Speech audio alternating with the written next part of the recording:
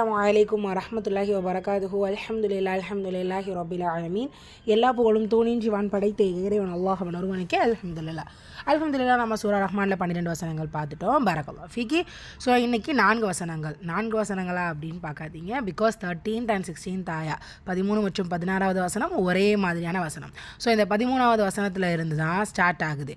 இந்த 13வது வசனம் மாதிரியே தொடர்ந்து நிறைய இடங்களில் வரப்போகுது. ஸோ கன்ஃபியூஷன்ஸ் இல்லாமல் நம்ம படிக்கணும். ஸோ எந்தெந்த ஆயாவில் வருதுன்னு பார்த்து கவனமாக மன்னம் செய்ய போகிறோம் இன்ஷா அல்லாஹ். ஸோ முதல்ல 13வது வசனம் நினைவில் வச்சுக்கோங்க. ஆல்ரெடி 12 வசனங்கள் நம்ம கிளியராக மெமரைஸ் பண்ணியிருப்போம். ஸோ இப்போ 13வது வசனத்துலேருந்து நம்ம விளக்கம் பார்க்கலாம் இன்ஷா அல்லாஹ். அஊது பில்லாஹி மினஷ் ஷைத்தானிர் ரஜீம். பிஸ்மில்லாஹிர் ரஹ்மானிர் ரஹீம். فبأي آلاء ربكما تكذبان. فبأي சிம்பிளாக ஹரக்கத் فبأي آلاء. ஸோ இதில் தான் அலிஃப் சகீரால இருக்கிறனால 2 ஹரக்கத். இங்கே மதை தொடர்ந்து ஒரே வார்த்தையிலேயே ஹம்சா இருக்கிறனால அது மது முதசிலா. இந்த ஹரக்கத் அளவு நீட்டம் கொடுத்து ஓதணும். ரா ஃபத்தா பட்சிருக்க வல்லினமாக ஓதணும். பால ஷத்தா அழுத்தம் கொடுத்து ஓதணும். ரொப்பி குமா அலிஃப் மதா 2 ஹரக்கத்.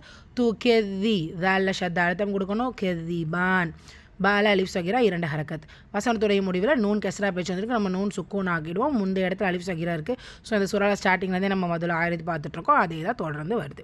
2 or 4 or 6 கவுண்ட்ஸ் கொடுத்து ஓதணும். ரைட். 14வது ஆய பாருங்கள். خلق الإنسان من صلصال كالفخار. خلق சூறால கவனமாக பாருங்கள். خلق. ஸோ 2 இடத்துலையுமே வல்லின எழுத்து அதற்கான உச்சரிப்பு லாம் சுக்கூன் கம்மரியா சேர்த்து ஓதணும். இன்சான நூன் சுக்கூனுக்கு அப்புறமா சீன் இஹ்ஃபாவுடைய சட்டம் நூனை பாதியாக மறைச்சு குன்னா செய்யணும். கூடவே அலிஃப் மதா 2 ஹரக்கத்தளவு நீட்டம் கொடுக்கணும். இன்சான மியோஸ் இங்கேயும் என்னதான் இஹ்ஃபா தான். நூன் சுக்கூனுக்கு அப்புறமா சுவாத் வந்திருக்கு. ஸோ இங்கேயும் கவனிங்க தன்மீனுக்கு அப்புறமா கேஃப் வந்திருக்கு. 3 இடங்கள்லையுமே இஃப்ஃபா. ஸோ 3லையுமே நூனை பாதியாக மறைச்சு நீங்கள் குன்னா செய்யணும். மியோ சொல் சொலிங் கெல் இந்த மாதிரி. ஸோ சுவாதில் அலிஃப் மத்தா 2 ஹரக்கத்தளவு நீட்டம் கொடுக்கணும். கெல் ஃபஹார் ஹா வல்லின எழுத்து ஷத்தாலே இருக்குது. அலிஃப் மத்தாலேயுமே இருக்குது.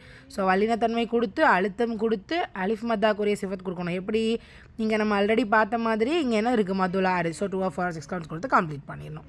அடுத்த ஆயா பாருங்கள்.